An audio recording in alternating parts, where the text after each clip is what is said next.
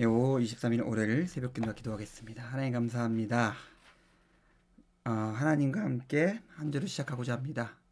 주의 영이 이 시간 우리와 함께 해주시고 말씀과 찬양 가운데 우리가 온전히 회복될 수 있게 이 시간 역사해 주시옵소서. 감사드립니다. 예수님의 이름으로 기도드렸습니다. 아멘. 찬송가 288장 찬양 드리겠습니다. 찬송가 288장입니다.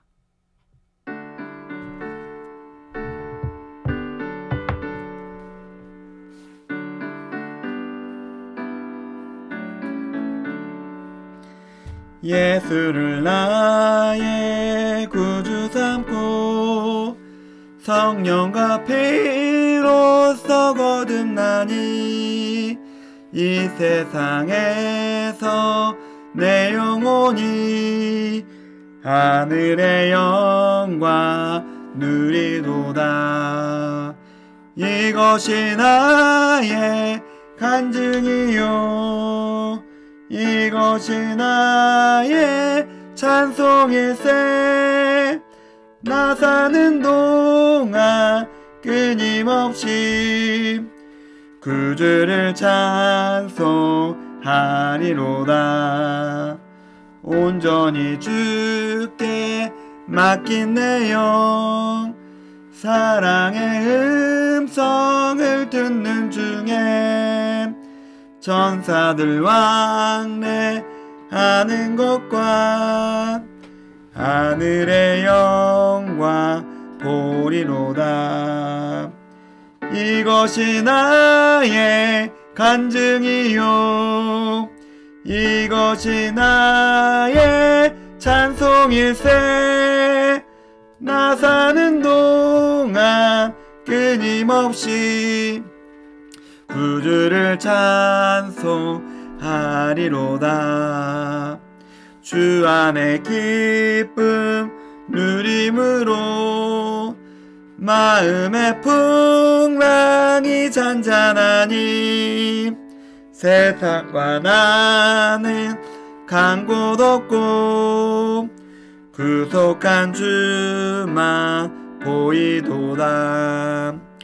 이것이 나의 간증이요 이것이 나의 찬송일세.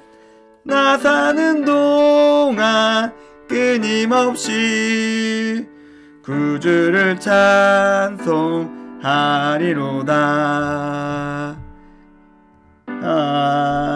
아멘. 하나님 말씀 마가복음입니다. 마가복음 8장 1절에서 10절까지 말씀입니다. 마가복음 8장 1절에서 10절까지 말씀입니다. 그 무렵에 또 큰 무리가 있어 먹을 것이 없는지나 예수께서 제자들을 불러 이르시되 내가 무리를 불쌍히 여기노라. 그들이 나와 함께 있은지 이미 사흘이 지났으나 먹을 것이 없도다. 만일 내가 그들을 굶겨 집으로 보내면 길에서 기진하리라. 그 중에는 멀리서 온 사람도 있느니라. 제자들이 대답하되 이 광야 어디서 떡을 얻어 이 사람들로 배부르게 할 수 있으리이까. 예수께서 물으시되 너에게 떡 몇 개가 있느냐. 이르되 7이로소이다 하거늘 예수께서 무리를 명하여 땅에 앉게 하시고 떡 7개를 가지사 축사하시고 떼어 제자들에게 주어 나누어 주게 하시니 제자들이 무리에게 나누어 주더라. 또 작은 생선 2마리가 있는지라 이에 축복하시고 명하사 이것도 나누어 주게 하시니 배불러 먹고 남은 조각 7광주를 거두었으며 사람은 약 4,000명이었더라. 예수께서 그들을 흩어 보내시고 곧 제들과 함께 배에 오르사 달마누다 지방으로 가시니라. 아멘. 예수님 주변에 사람이 있었습니다. 수많은 사람들이었고 그리고 꽤 오랜 시간 예수님과 함께 있었습니다. 예수님이 사실상 이들에 대해서 어떤 책임을 지실 필요는 없으셨어요. 사람들이 예수님께 나왔고 예수님과 함께 있었고 그리고 이 사람들은 다시 자신이 돌아갈 삶의 자리가 있었습니다. 그런데 이 사람들을 그대로 집에 돌려보내는 것에 대해서 예수님은 아무런 책임이 없었지만은 그냥 이들을 그대로 집에 돌려보낸다? 그러면 앞으로 발생된 일들이 명확하기 때문에 이들을 그대로 집에 돌려보낸다는 것은 굉장히 사실상 무책임한 것이었습니다. 분명히 수많은 사람들 중에 몇 명은 탈진해서 위험에 처할 수 있는 게 분명했기 때문에 그렇습니다. 여기서 예수님은 한 가지 결단을 내리십니다. 예수님의 여러 가지 사역과 사랑의 모습이 있습니다. 그런데 그 중에 분명한 하나의 모습이 있다면 그것은 자기에게 온 사람들을 향한 책임입니다. 예수님은 우리들처럼 변명하지 않으십니다. 이 사람들이 자발적으로 와서 그냥 있길래 같이 있었을 뿐이다. 내가 어떻게 하느냐라고 말하면서 나의 면피를 하거나 그저 쉽게 변명하려고 하지 않으셨습니다. 나는 할 일을 다 했다. 도리가 없었다. 그 다음엔 내 손을 벗어난 일이다. 라고 말하지 않으십니다. 그저 사람들을 있는 그대로 보시고 그 사람들에게 할 수 있는 최선의 것을 고민하십니다. 우리는 너무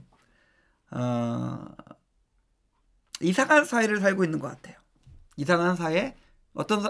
제가 볼 때 이상한 사회인데 그저 요리조리 자기 책임을 면하기 위해서 고민하는 세상 속에서 살고 있는 것 같습니다. 사람들이 비난할 때 그 비난을 피하거나 자기에게 책임을 물을 때 그 추궁을 모면할 것만 먼저 고민하고 있습니다. 무엇이 최선이고 무엇이 해야 할 일인지보다 무엇이 온당하고 무엇이 올바른 일인가를 고민하기보다 나 자신을 보호하는 것에 익숙해진 시대 속에서 그리고 우리 사회는 그런 문화가 분명히 팽배해져 있습니다.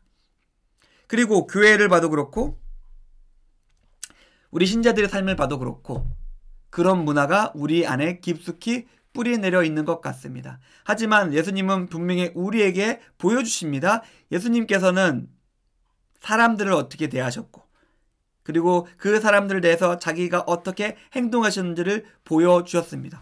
언제나 올바른 것, 언제나 의로운 것, 언제나 다른 이를 선대하는 것을 우리에게 보이셨습니다. 당연히 우리의 삶 역시 예수님을 따르는 그런 삶이 있어야 합니다. 그런데 그곳은 광야였습니다. 뭔가 해주고 싶어도 광야는 메마르고 건조하고 어떠한 유익이나 어떠한 열매를 가질 수 있는 곳이 아니었습니다. 아무것도 해줄 수 있는 게 없었어요. 그런데 예수님은 그저 자신의 가진 것을 가지시고 축사하시고 음식을 나눠주십니다. 분명한 것은 있죠. 우리는 이 이야기를 너무나 잘 알고 있기 때문에 전능하신 하나님께서 함께 하시고 모든 것이 막힌 것 같은 순간이 있을지라도 하나님께서 짜잔 하고 역사할 것을 우리는 알고 있습니다. 하지만 이것은 우리의 현실로 갖고 오면은 전혀 다른 이야기가 됩니다. 사방이 막혀 있습니다. 근데 우리가 해야 될 일이 있습니다. 감당이 안 되는 일이 놓여있고 우리의 능력은 매우 적습니다. 이때 우리는 어떻게 해야 될까요? 대부분의 경우 우리는 예수님과 같은 기적을 경험하지 못합니다.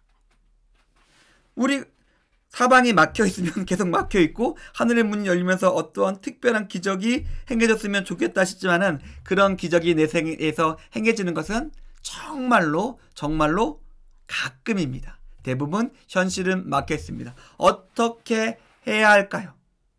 분명하게 성경에서 보여주고 있는 것은 하나입니다. 그럼에도 불구하고 믿음으로 옳은 것을 행하는 삶입니다. 어렵고 힘들더라도 묵묵히 견디면서 그 길을 믿음으로 고백하면서 그 길을 가는 것입니다. 분명히 하나님께서 함께 하신다면은 그 길에서 어떠한 모습이 될지 어떠한 일이 될지 모르겠지만은 분명히 하나님은 하나님의 살아계심을 그 시간 가운데 보이실 것이며 하나님께서 그 시간에 역사하는 방법으로 역사하실 것입니다. 물론 우리는 이 이야기의 끝이 굉장히 해피엔딩임을 알 수 있습니다. 하지만 우리도 해피엔딩일까? 그렇지 않을 수도 있습니다. 그러나 이렇게 실패하고 부서지고 낙마하고 깨어질지라도 오늘 제가 어제 설교실에서 말했던 것처럼 아주 오랜 시간이 지난 다음에 우리는 알 수 있을 것입니다. 그 시간에도 하나님께서는 우리와 함께 하셨고 하나님께서 나를 통해서 이런 일들을 이루셨구나 고백할 수 있습니다. 언제요?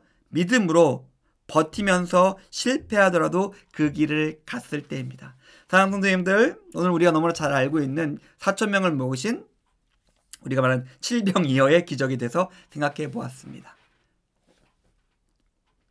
무책임하지 않고 예수님의 모습처럼 우리가 있는 삶의 자리에서 최선을 다해서 선대하며 사랑하며 살아가기 원합니다. 물론 우리의 삶이 실패하는 것처럼 보일지라도 그럼에도 하나님의 살아계심과 하나님의 선하심을 믿고 우리의 삶을 걸어갈 수 있었으면 좋겠습니다. 모습은 여러 가지일 수 있고 실패일 수 있습니다. 그러나 하나님께서 함께 하신다면 그 시간은 결코 실패가 아님을 믿으면서 오늘 하루도 승리하시는 임예신성교회 교우님들의 오늘 하루의 삶이 되기를 주님의 이름으로 축원드립니다. 기도하겠습니다. 하나님 감사합니다. 오늘 짧은 말씀을 통해서 우리가 사람들을 어떻게 대하며 우리의 삶의 어려운 시간을 어떻게 이해하며 살아갈지에 대해서 생각해 보았습니다. 함께 해주시고 오늘 하루도 승리할 수 있게 주님 도와주시옵소서. 감사드립니다. 예수님의 이름으로 기도드렸습니다. 아멘. 감사합니다.